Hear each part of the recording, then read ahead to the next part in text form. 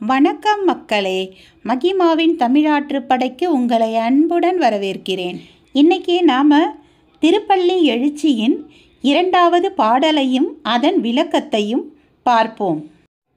சிவபெருமானின் திருவருள் நம்மிடம் கூடும் பொழுது நம்மை சுற்றியுள்ள துன்ப இருள் விலகி மிக பிரகாசமான ஒளி வெள்ளம் வருவதாக இப்பாடலில் அழகான ஓமைகளோடு கூறப்பட்டுள்ளது.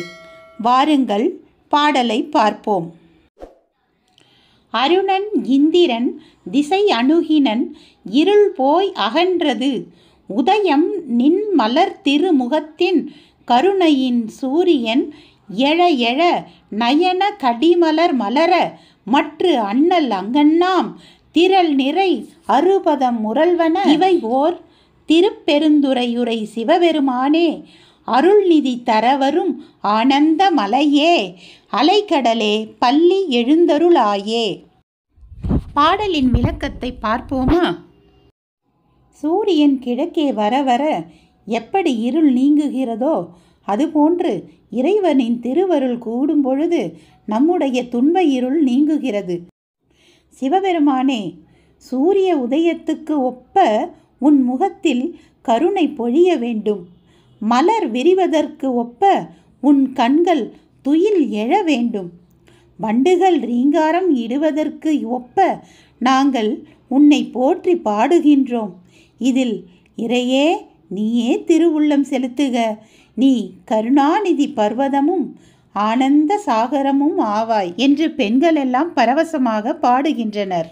இங்கே தாமரையை சிவனாகவும் அதை தேடி தேன் குடிக்க வரும் வண்டுகளை தேவர்களாகவும் உருவகம் செய்கிறார் மாணிக்க வாசகர். பிரம்மா, சரஸ்வதி, ருத்ரன், அம்பாள் உள்ளிட்ட பல தெய்வங்களும் 30 முக்கோடி தேவர்களும் சிவனின் தரிசனத்திற்கு காத்து நிற்கிறார்கள். இந்த தேவர்களே வண்டுக்கு ஒப்பிடப்படுகிறார்கள்.